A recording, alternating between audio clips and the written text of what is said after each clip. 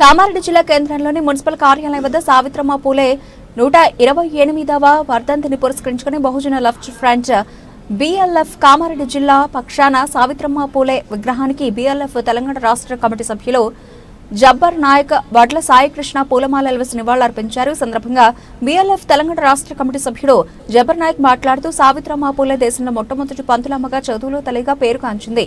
ఆనాడు బడుగు బలహీన వర్గాలకు చదువును దూరం చేస్తున్న బ్రాహ్మణజానికి వ్యతిరేకంగా అడగారిన వర్గాలు చదువుకోవాలని పిలుపునిచ్చారని పేర్కొన్నారు.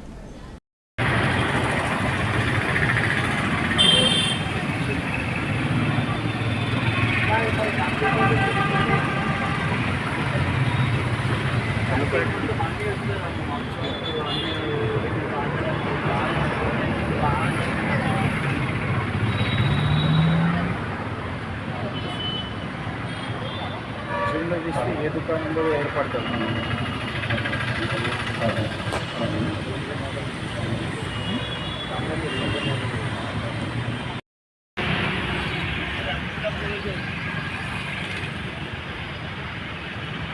జై భీమ్, జై భీమ్,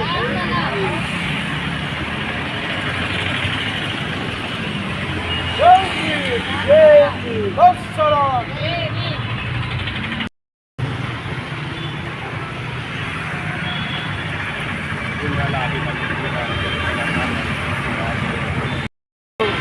సావిత్రిబాయి పూలే 128వ వర్ధంతి సందర్భంగా బహుజన లెఫ్ట్ ఫ్రంట్ BLF ఆధ్వర్యంలో ఆమె విగ్రహానికి పూలమాల వేయడం జరిగింది. ఈరోజు ఆమె చదువుల తల్లి సావిత్రిబాయి పూలే 128వ వర్ధంతి తెలిసి కూడా ఇక్కడ కామారెడ్డికి జిల్లా కేంద్రంలో ఉన్నటువంటి మున్సిపల్ అధికారులు కానీ మిగతా ఏ అధికారులు కూడా స్పందించిన దాఖలాలు లేవు. ఇప్పటి వరకు ఈ మున్సిపాల్ అధికారులు ఎవరైతే ఉన్నారో ఇది క్లీన్ చేసిన పాపన పోలేదు. ఇది సావిత్రిబాయి పూలేకు అవమానం జరిగినట్టే మేము భావిస్తూ ఉన్నాం.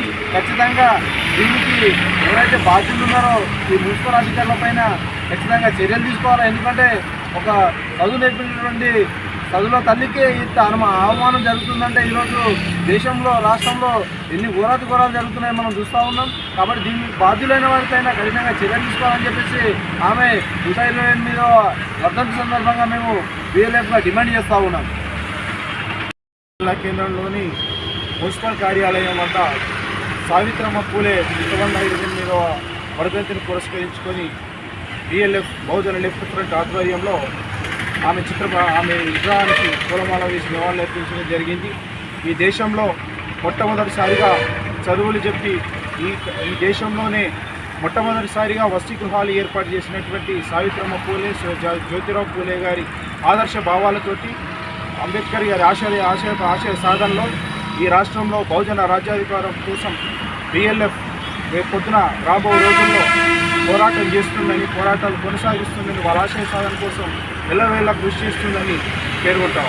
అలాగే ఈరోజు సావిత్రిబాయి పూలే గారి వర్ధంతి తెలిసి కూడా కామారెడ్డి మున్సిపల్ అధికారులు కావచ్చు, శానిటరీ అధికారులు కావచ్చు, ఎక్కడికక్కడ మున్సిపల్ దగ్గర ఉన్నటువంటి మహానుభావుల విగ్రహాలు శుభ్రం చేయకుండా అక్కడ అపరిశుభ్రమైనటువంటి వాతావరణం ఉందని సంబంధిత మున్సిపల్ శాఖ అధికారి, మున్సిపల్ శాఖ కమిషనర్ గారు స్పందించి మున్సిపల్ శాఖ అధికారి గారు వెంటనే దీన్ని శుభ్రపరచాల్సిందిగా, లేకపోతే రేపు నిరాహార దీక్షకు అవసరమైతే కలెక్టర్ గారిని కలుస్తామని చెప్పేసి కూడా సందర్భంగా పేర్కొంటాము.